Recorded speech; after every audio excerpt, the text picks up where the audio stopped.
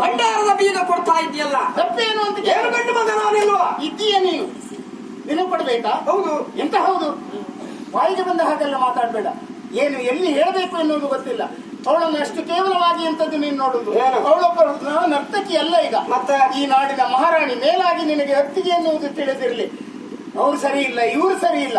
ಮೊದಲು ನೀನ್ ಸರಿ ಇದ್ದಿ ಎನ್ನುವುದನ್ನು ತಿಳ್ಕೊಳ್ಳು. ನಮ್ಮ ಕಣ್ಣು ನಮ್ಮ ಮುಖದ ಮೇಲೆ ಇರ್ತದೆ, ಆದ್ರೆ ನಮ್ಮ ಮುಖ ನಮಗೆ ಕಾಣಿಸುವುದಿಲ್ಲ. ಕನ್ನಡಿಯ ಸಹಾಯವನ್ನು ಪಡೆಯಬೇಕು. ನಮ್ಮ ಸರಿ ತಪ್ಪುಗಳು ಯಾವತ್ತೂ ನಮಗೆ ತಿಳಿಯುವುದಿಲ್ಲ. ಮತ್ತೊಬ್ಬರು ಕನ್ನಡಿ ಅಂತ ಮನಸ್ಸುಳ್ಳಂತ ವ್ಯಕ್ತಿಗಳಿಂದ ನಾವು ತಿಳಿದುಕೊಂಡು ವ್ಯವಹರಿಸಬೇಕು. ಒಂದು ಬಳ್ಳಿಯಲ್ಲಿ ಎರಡು ಜಾತಿಯ ಕಾಯಿಗಳು ಬಿಟ್ಟ ಹಾಗಾಯ್ತು. ಮೂಗಿಗೆ ಅವರೇ ತಾಗಿದ ಮೂಗು ತುಳಿಸ್ತಾ ಇದ್ದಾರೆ. ಅವರು ಶೀತ ಆಯ್ತಾ? ಹೀಗೆ ಕೆಲವರಿಗೆಲ್ಲೊಂದು ಅಭ್ಯಾಸ ಇರ್ತದೆ. ಯಾವ ಹೂವನ್ನಾದ್ರೂ ನೋಡುತ್ತಾರೆ, ಆ ಬಳಿಕ ಪರಿಮಳವನ್ನು ಆಘ್ರಾಣಿಸುತ್ತಾರೆ. ಹಿಡಿಬಾರ್ದು. ಹೂವನ್ನು ಮೂಗಿನ ಹತ್ರ ಹಿಡಿದು ಪರಿಮಳ ನೋಡಬಾರದು. ಆ ಹೂವಿನೊಳಗಡೆ ಸಣ್ಣ ಸಣ್ಣ ಕ್ರಿಮಿಗಳು ಇರ್ತದೆ. ಅದು ಮೂಗಿಗೆ ತಾಗಿದ್ರೆ ಮೂಗು ಕೊಳೆಯುತ್ತದೆ. ಇವರೆಲ್ಲೋ ಮೂಗಿಗೆ ಮೂಸಿದ್ದಾರೆ. ನೀವು ಮೂಸಿದ ಹೆಚ್ಚಾಯ್ತು. ಹೌದಾ? ಇನ್ನೆಲ್ಲ ಉಳಿದು ನೀನೇ ಮೂಸು. ಇಲ್ಲಿವರೆಗೆ ನೀವು ಅದು ಹೂ ಮೂಸಿ ಹಾಗಾದದ್ದಲ್ಲ. ಯಾವಾಗ್ಲೂ ಒಂದು ಜಾತಿಯ ಸೊಪ್ಪನ್ನು ಹಿಡ್ಕೊಂಡು ತಿರುಗಾಡುವುದು. ಎಲ್ಲೋ ಎಲ್ಲರಿಗೂ ಬಂಡವಾಳ ಈಗ ಅದೇ ಆಯ್ತಲ್ಲ. ಎಲ್ಲೋ ಮೂಸಿದ ತರಿಕೆ ಶುರುವಾಯ್ತು ಅಲ್ವೇನು? ಎಂತ ಬಾಬು ಯಾಕೆ ಹಾಗೆ ಮಾಡ್ತೀರಿ? ಒಂದು ಕೆಲಸ ಮಾಡಿ ಅಮ್ಮ. ಏನು ಬೇಡ, ನಿಜವಾಗಿ ಅವರು ಗಂಡು ಮಗ, ಹೊಣೆಗಾರಿಕೆ ಇದ್ದವರು. ಕೊಡಿ ಅವರು. ಇವ್ರಿಗೆ ಬೀಗುವ ಆ ಬೀಗಿನಷ್ಟು ಉದ್ದ ಇಲ್ಲ. ನೀವು ನಿಮಗೆ ಒಂದು ಹಿಡ್ಕೊಳ್ಳಿಕ್ಕೆ ಆಗ್ತದ? ನೀವು ಒಂದು ಹಿಡ್ಕೊಂಡಿದ್ರೆ ಸಫಲ ಹಿಡ್ಕೊಂಡಿದ್ದಾಗ ಆಗ್ತದೆ. ನೀವು ಅದು ಎಲ್ಲಿ ಇಟ್ಕೊಳ್ತೀರಿ? ಆ ಬೀಗ ಇಟ್ಕೊಳ್ಳಿಕ್ಕೆ ಮತ್ತೊಬ್ರು ಬೇಕು ನಿಮಗೆ. ಹತ್ರ ಎಂತೆಂತ ಬೀಗ ಉಂಟು, ನಿನಗೆ ಅಂತ ಗೊತ್ತುಂಟ? ಇದ್ರು ಸಿಗಲಿಲ್ಲ ಅಷ್ಟೇ.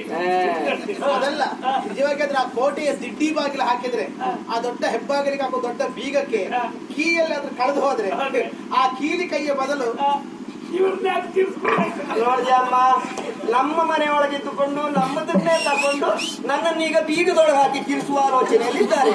ಅವರನ್ನೆಲ್ಲ ಆಕ್ಷೇಪ ಮಾಡುವ ಹಾಗಿಲ್ಲ ಮಣಿರತ್ನ. ನೀನ್ ಹಾಗಿದ್ದಿ, ಆದ್ದರಿಂದ ಇವರೆಲ್ಲ ಹೇಳ್ತಾರೆ, ಆಡಿಕೊಳ್ತಾರೆ. ನಾನು ಖರ್ಚಿಗೆ ಅಂತ ಮಾಡುದು ಆಗಲ್ಲ ಬಾವು. ಏನೋ ವಿನೋದ ಮಾಡಿದ್ರೆ ನಿಮ್ಮಲ್ಲಿ ಯಾರಲ್ಲಿ ವಿನೋದ ಮಾಡಬೇಕು? ಅತ್ತಿಗೆ ಮೈದು ನನ್ನ ವಿನೋದ ಇದ್ದೇ ಇರುತ್ತದೆ ಅಷ್ಟೇ. ಪೆಟ್ಟಿಗೆನೂ ಮಾಡ್ತಾರೆ. ಯಾವ್ದು ಕೊಡ್ತೀವಿ? ನುಂಗಿ ನೀರು ಕುಡಿತಾರೆ. ಕೆಲಸ ಮಾಡುವ ನಿಮಗಷ್ಟು ಬೀಗದ ಬೇಕೇ ಬೇಕು ಅಂತಾರೆ. ಆ ಶೌಚಾಲಯದ ಬೀಗದ ಕೈಯಲ್ಲಿ ಇವರಿಗೆ ಕೊಟ್ಟು. ಆ ಶೌಚಾಲಯಕ್ಕೆ ಬಾಗಿಲೇ ಇಲ್ಲ. ಅದು ನಾನು ಹೋಗುವ ಶೌಚಾಲಯಕ್ಕೆ ಬಾಗಿಲಿಲ್ಲ. ಅದು ಗೋಣಿ ಚೀಲ ಮಾತ್ರ ಹಾಕೊಂಡಿದ್ದೆ. ಹೊರಗಡೆ ಯಾರು ಬರ್ತಾರೆ ನಂಗೆ ಕಾಣ್ತದೆ. ನಾವು ಒಳಗಿದ್ದ ಯಾರಿಗೂ ಗೊತ್ತಾಗುದಿಲ್ಲ. ತಿಳ್ಕೊಂಡು ಒಂದು ಕೆಲಸ ಮಾಡಿ, ನಿಮಗೇನಾದ್ರೂ ಖರ್ಚಿಗೆ ಬೇಕು ಅಂತ ನಾನೇ ಕೊಡ್ತೇನೆ ಬಾವ. ನನಗೆ ಬೇಕಾದ್ರೆ ಖಂಡಿತ ಬೇಕಾದಷ್ಟು ಕೇಳಿ ಕೊಡ್ತೇನೆ. ಖರ್ಚಿಗೆ ನೋಡು, ಅವನಿಗೆ ಏನೇ ಕೊಡಬೇಕಾದ್ರು, ಒಂದು ಆಣೆ ಕೊಡಬೇಕಾದ್ರು ನನ್ನನ್ನ ಕೇಳಿ ಕೊಡಬೇಕು ಅಂಬರ. ನೆನಪಿರ್ಲಿ. ನನ್ನ ಖರ್ಚಿಗೆ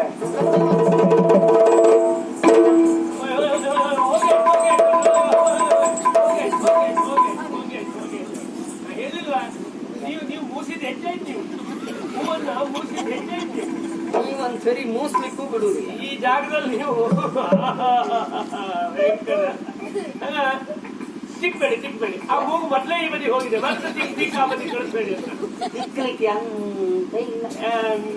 ಸರಿ ಇಲ್ಲ, ಮೂಗು ಒಂದು ಜಾಗ್ರತೆ ಮಾಡಿ, ಮತ್ತೆ ಈ ಕಡೆ ಕಳಿಸ್ಬೇಡಿ. ಇದು ಕಾಡಿನಲ್ಲಿ ಒಂದು ಸೊಪ್ಪು ಸಿಗುತ್ತದೆ. ಸೊಪ್ಪು ಎಷ್ಟಾಗ್ತದಂತೆ? ಎಷ್ಟು ಇಲ್ಲ, ಧರ್ಮಕ್ಕೆ ಆಗ್ತದಂತೆ. ಈಗೆಲ್ಲ ಧರ್ಲೆ ಒಬ್ಬರಿಗೆ ಹೋಗ್ತಾ ಇದ್ದಾರೆ, ತಂದು ಕೊಡ್ತಾರೆ.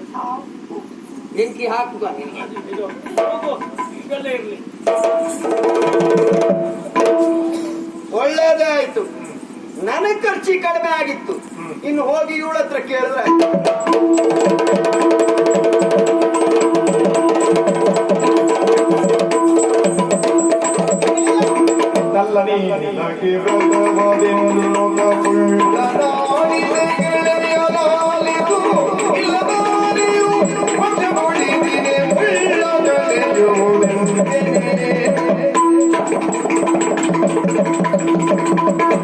ಎಷ್ಟು ನಿರಾಳವಾಗಿದ್ದು ನನ್ನ ಆತಂಕ ನನಗೆ. ಯಾಕೆ ಹೇಳಿದ್ದೇನೆ, 1 ತಿಂಗಳ ಪರ್ಯಂತರವಾಗಿ ವ್ರತ ಉಂಟು ಎಂದು. ಹೌದು, ದಿನಗಳು ಉಳಿಯುತ್ತದೆಯೇ? ಇಲ್ವಲ್ಲ. 15 ದಿವಸಗಳೇ ಕಳೆದು ಹೋಯಿತು.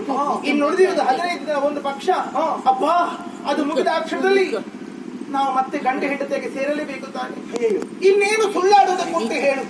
ಒಂದು ಸುಳ್ಳನ್ನು ಸತ್ಯ ಮಾಡುವುದಕ್ಕೆ 100 ಸುಳ್ಳುಗಳನ್ನು ಹೇಳಬೇಕಾಗಿತ್ತು. ನನ್ನಿಂದ ಸಾಧ್ಯವಾಗುತ್ತಾ ಇಲ್ಲ. ಆ ಅರಮನೆಯಲ್ಲಿ ಇದ್ದವರೆಲ್ಲ ನನಗೆ ಗೌರವವನ್ನು ಕೊಡುತ್ತಾರೆ. ರಾಜಮಾತೆ ಭಂಡಾರದ ಬೀಗದ ಕೀಲಿಯನ್ನು ನನಗೆ ಕೊಟ್ಟಿದ್ದಾರೆ. ಹಾಗಾದ್ರೆ ಯೋಚನೆ ಮಾಡು, ಏನು ಯಾವುದೋ ಒಂದು ಲೋಹದ ವಸ್ತುವನ್ನೆಲ್ಲ ನನಗೆ ಕೊಟ್ಟಿರುವುದು, ಮತ್ತೆ ಅವರ ವಿಶ್ವಾಸವನ್ನು ನನ್ನ ತಲೆಯ ಮೇಲೆ ಇಟ್ಟದ್ದು. ಹಾಗಾದ್ರೆ ನನಗಿಂತ ಸ್ಥಾನವಿದೆ ಎನ್ನುವುದನ್ನು ಯೋಚನೆ ಮಾಡು. ಅಂತ ಮಾನ, ಅಂತ ಸ್ಥಾನ, ಅದನ್ನು ಬಿಟ್ಟು ನಾನು ಹೊರ ಬರುವುದಾದ್ರೆ ಎಂದು ಇದರಿಂದ ಮುಕ್ತಿಯಾಗುವುದಾದ್ರೆ ನನಗೆ ಹೇಗೆ? ನನಗೆ ಅರ್ಥ ಆಗ್ತದೆ ಅಂಬಲ. ಹಾಗೆ ಮಾಡು ಹೀಗೆ ಮಾಡುವ ಅಂತ ತುಂಬಾ ರಗಳೆ ಕೊಟ್ಟು ಬಿಟ್ಟೆ. ನೀನು ಎಷ್ಟು ಅಂತ ನಾಟಕ ಮಾಡ್ತೀಯ ಹೇಳು? ನನಗೆ ಸಾಧ್ಯವಾಗುತ್ತಿಲ್ಲ, ಇದರಿಂದ ಹೊರಬರಬೇಕಾಗಿದೆ. ಬೇಡ, ನಾಟಕ ಮಾಡಬೇಡ. ಒಂದು ಕೆಲಸ ಮಾಡ್ತೀಯ, ಹೇಳ. ನೀನ್ ಇಲ್ಲೇ ಇದ್ದು ಬೇಡು, ಮಹಾರಾಜ ಇದ್ದಲ್ಲಿ ಹೋಗಬೇಡ. ಏನಾಡುತ್ತೀವ ನೀನು? ಏನು ಕಾಡುವ ಜನರಿಗೆ ನಾನು ಈ ಹೊತ್ತಿಗೆ ಕುಸುಮಾವತಿಯ ಮಹಾರಾಣಿ. ಹೌದು, ಒಂದು ಗಂಡನ ಹೆಂಡತಿಯಾಗಿ ಅವನ ನುಡಿದು ಎಲ್ಲಿಯೋ ನಾನು ಉಳಿದೆಂತಾದ್ರೆ ಜನ ಕಾಣುವಂತ ದೃಷ್ಟಿ ಬದಲಾಗುವುದಿಲ್ವೇ ಹೇಳು? ಅಪವಾದ ಬರುವುದಿಲ್ವೇ ಹೇಳು? ಕಾರಣಗಳು ಬೇಕು ಬೇಡವೇ ಹೇಳು? ಮಹಾರಾಜನೇ ನಿನ್ನನ್ನು ದೂರ ಇಡುವ ಹಾಗೆ ಮಾಡು, ಅವನಿಗೆ ನಿನ್ನ ಮೇಲೆ ವೈರಾಗ್ಯ ಬರುವ ಹಾಗೆ ಮಾಡು. ಹೇಗೆ ಸಾಧ್ಯ? ಯಾಕೆ? ರಸಿಕತನದ ಸಮಯವಿದೆ. ಅಂತಹ ಯೌವನದ ಉತ್ತುಂಗ ಸ್ಥಿತಿಯಲ್ಲಿ ಯಾವನಾದ್ರೂ ಹೆಂಡತಿ ಕುರಿತಾಗಿ ವೈರಾಗ್ಯವನ್ನು ಹೊಂದುತ್ತಾನೆಯೇ? ಸಾಧ್ಯ ಇದೆಯೇ ಹಾಗಾಗುವುದಕ್ಕೆ? ಕಾರಣ ಹುಡುಕಬೇಕು. ಏನು ಕಾರಣ? ಒಂದು ಕೆಲಸ ಮಾಡು, ಏನು? ಒಡವೆ ಬೇಕು, ಬಟ್ಟೆ ಬೇಕು ಅಂತ ಹಠ ಹಿಡಿ. ಮಹಾರಾಜ ತಂದು ಕೊಟ್ಟಾಗ ಅದು ಸರಿ ಇಲ್ಲ ಎನ್ನುವ ಹಾಗೆ ವಾದ ಮಾಡು, ಸಾಮಾನ್ಯ ಗಲಾಟೆ ಮಾಡು. ಸಾಮಾನ್ಯ ಬಡವನ ಹಾಗೆ ಯೋಚನೆ ಮಾಡಬೇಡ. ನಾನು ಅರಮನೆಯಲ್ಲಿ ಇರುವುದು, ಕಣ್ಸನ್ನಿಂದ ಸೂಚಿಸಿದನ್ನಾದರೂ ತಲೆಯ ಮೇಲೆ ಹೊತ್ತುಕೊಂಡು ಬರುವಂತ ಆಳುಗಳಿದ್ದಾರೆ. ನನ್ನ ಇಷ್ಟಗಳು ಏನೇ ಇರಲಿ, ಮಹಾರಾಜ ನೀಲರಂತ ಆ ಕ್ಷಣದಲ್ಲಿ ಸಂತೋಷದಲ್ಲಿ ತಂದು ಒಪ್ಪಿಸುತ್ತಾನೆ. ವಸ್ತು ವಾಹನಗಳಿಗೆ, ಒಡವೆ ಆಭರಣಗಳಿಗೆ, ಬಟ್ಟೆ ಪೀತಾಂಬರಗಳಿಗೆ ಕೊರತೆ ಇರುವ ಅಲ್ಲಿ ಎಲ್ಲವೂ ನನಗೆ ಸಿಗುತ್ತದೆ. ಒಂದು ದಾರಿ ಉಂಟು ಅಂಬಲ. ಯಾವುದು? ಒಂದು ತಿಂಗಳಾಯ್ತು. ಒಂದು ತಿಂಗಳು ವ್ರತ ಉಂಟು ಅಂತ ಹೇಳಿದೀಯ. ಹೌದು. 15 ದಿವಸ ಆಯ್ತು. ನಿನ್ನನ್ನು ಮೈ ಮುಟ್ಲಿಲ್ಲ ಆ ಮಹಾರಾಜ. ವಿಚ್ಛೇದನ ಕೊಡುವುದಕ್ಕೆ ದಾರಿ ಸಿಕ್ಕಿತಲ್ಲ. ಏನ್ ಹೇಳ್ತಿರುವೆ ನೀನು? ಹೌದು ಅಂಬರ.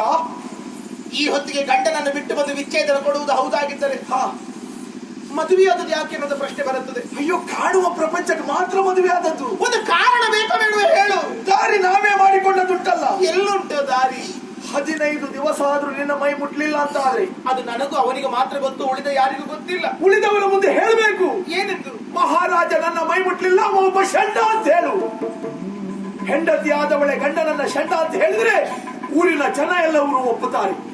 ನಾಳೆ ದಿವಸ ನಾನಾ ರೀತಿಯಾಗಿ ಮಾತಾಡಿಕೊಳ್ತಾನೆ, ಮಹಾರಾಜ ಒಬ್ಬ ಷಂಡ ಅಂತೆ. ಈ ವಿಷಯ ಮಹಾರಾಜನಿಗೆ ಕಿವಿಗೆ ಬಿತ್ತು ಅಂತಾದ್ರೆ ಮಾನಸಿಕವಾಗಿ ಮಹಾರಾಜ ಕುಗ್ಗಿ ಕುಗ್ಗಿ ಹೋಗುತ್ತಾನೆ, ಕೊರಗುತ್ತಾನೆ, ಮರುಗುತ್ತಾನೆ. ಅದೇ ಚಿಂತೆಯಲ್ಲಿ ಮಹಾರಾಜ ಒಂದಲ್ಲ ಒಂದು ದಿವಸ ಸತ್ತೇ ಅವ ಸತ್ರ ನನಗೆ ಪ್ರಯೋಜನ ಉಂಟು ಅಂಬನ. ಈವಾಗಲೇ ಇಲ್ಲಿಯ ಮಹಾರಾಣಿ ನೀನಾಗಿದ್ದೀಯ. ಮಹಾರಾಜ ಸತ್ತ ಮೇಲೆ ನೀನು ನನ್ನನ್ನು ಮದುವೆ ಆಗು, ನಾನು ರಾಜನಾಗ್ತೇನೆ, ನೀನು ರಾಣಿ ಆಗ್ತೀಯ. ಕುಸುಮಾವತಿ ನಮ್ಮ ಕೈವಶವಾಗುತ್ತದೆ. ನನ್ನ ಆಸೆ ಎಲ್ಲವೂ ಈಡೇರುತ್ತದೆ. ಯಾಕೆ ತಡ ಮಾಡ್ತೀಯ? ಹೇಳು ಹೇಳು. ಮಹಾರಾಜ ಒಬ್ಬ ಷಂಡ ಅಂತ ಹೇಳಿ ಅವನಿಗೆ ವಿಚ್ಛೇದನ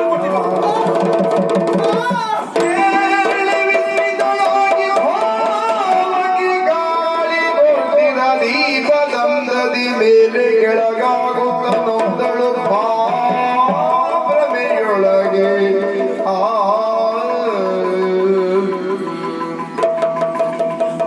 ಸಾಧ್ಯವಿಲ್ಲ, ಸಾಧ್ಯವಿಲ್ಲ. ಈ ಮಾತುಗಳನ್ನು ಕೇಳೋದಕ್ಕೆ ಸಾಧ್ಯವಾಗುತ್ತಿಲ್ಲ.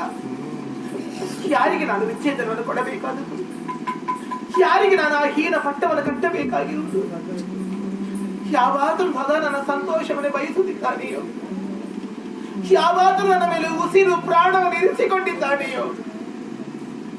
ಅಂತಹ ನನ್ನ ಗಂಡನಾದ ನೀಲರತ್ನನನ್ನು ನಾನೇ ಅಪಮಾನ ಪಡಿಸಲೇ? ಅಲ್ಲ, ಅವರ ಪ್ರಾಣಕ್ಕೆ ನಾನೇ ಮಾರಕಳಾಗಲೇ?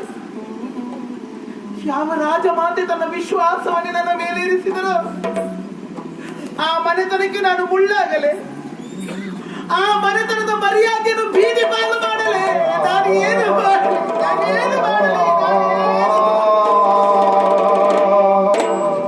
ಹಕ್ಕಿಯು ಹಾರುತ್ತಿದ್ದೆ, ಹಕ್ಕಿಯು ಹಾರುತ್ತಿದೆ ನೀನಗನದೊಳು, ಬಯಕೆಯು ಮೂಡುತ್ತಿದೆ ಬದುಕಿನ ಆಟಗಳು ಬಯಕೆಯು ಮೂಡುತ್ತಿದೆ ಬದುಕಿನ ಆಟಗಳು ನಾಳಿನ ಸೂರ್ಯನ ಕಾಯದಿರು ನಿನ್ನೆಯ ಸೂರ್ಯನ ನೆನೆಯದಿರು ನಾಳಿನ ಸೂರ್ಯನ ಕಾಯದಿರು ನಿನ್ನೆಯ ಸೂರ್ಯನ ನೆನೆಯದಿರು ಬಾಳವ ತಂಗವು ಏರುತ್ತ ಇಳಿಯುತ್ತ